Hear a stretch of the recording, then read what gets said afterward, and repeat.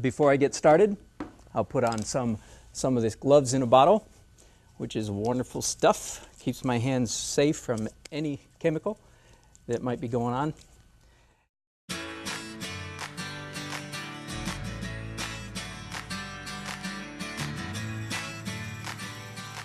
The painting that we enjoy the most, the paintings that we enjoy the most, are the ones that reflect the highest convergence of what I call history and meaning. Both of those terms need to be defined. By history, I mean the history of human movement. Let me demonstrate what I mean by that for just a second. I'm going to turn this board over. And can I play with you just a little bit? There's no way I can tell if you're going to cheat. But I would like you to, let me get a great big fat marker. Here we go. I would like you to close your eyes for 2 seconds. Ready? Go. Now. Okay, now open. Some of you cheated, I know, but you get the point anyway. I made a mark while your eyes were closed, or supposedly closed. I made this mark. You can tell simply by looking at this mark how a human being made it.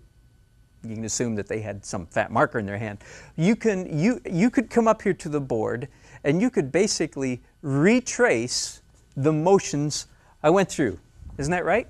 And some of you cheated and watched, so you know, but even if you hadn't, you would know. You could tell that some person started down here, went up like this, went over this.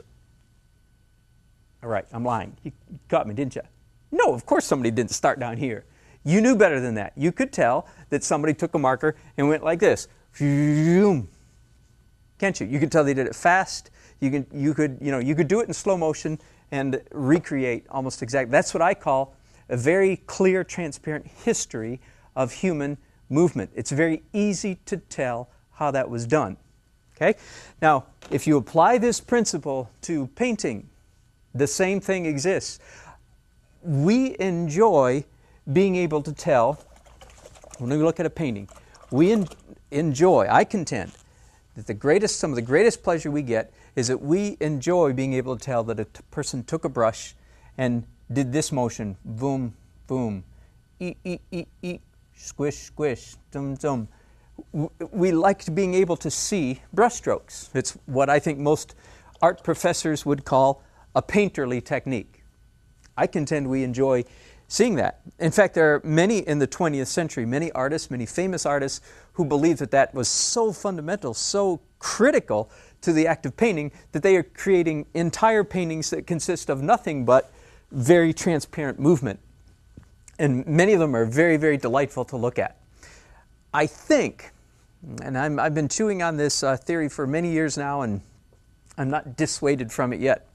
I think, however, that the paintings that we enjoy the most are the ones that in fact have a convergence of two things. The history of human movement, as I just illustrated, is very transparent, clear, obvious.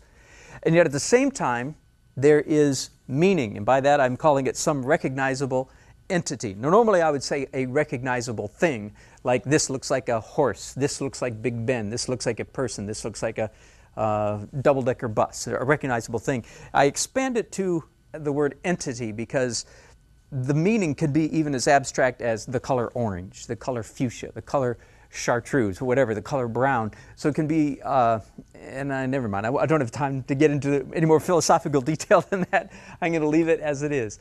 I think that what our brains enjoy the most, and when I say brain, of course, I really mean mind, but what our minds enjoy the most is that convergence of things that are recognizable, and yet they were rendered with a very transparent history of movement. By far, my hero in this regard, I don't think there's anyone in all of art history that has surpassed Rembrandt in his etchings and drawings. So there you go. I'm an absolute gaga fan of Rembrandt, an unparalleled genius, especially in this regard, especially in his etchings and drawings, where you can tell he took his stylus, it was an etching, or he took his brush or his pen, and he just goes like, you can tell he just went like this, blah, blah, blah.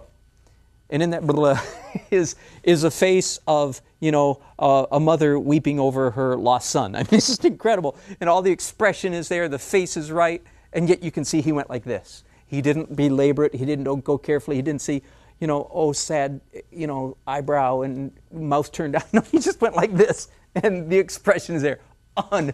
Unbelievable. Unbelievable. If you want to know who I think a lot of, Rembrandt. I think a lot of other people as well, but I think there's no one that has done it better. So this is what I'm aiming for all the time in all of my artwork, a transparent history of movement.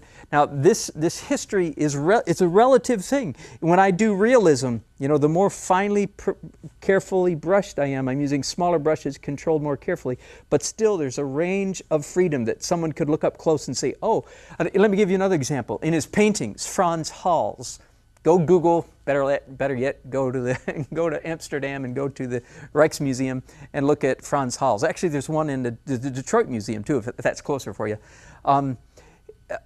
Unbelievable, and a genius. He died far too young, as so many geniuses through history have. He may have equaled Rembrandt if he had been allowed to live. But he did many portraits, and this is back in the northern, Flemish. I don't remember if it was Flemish or Dutch.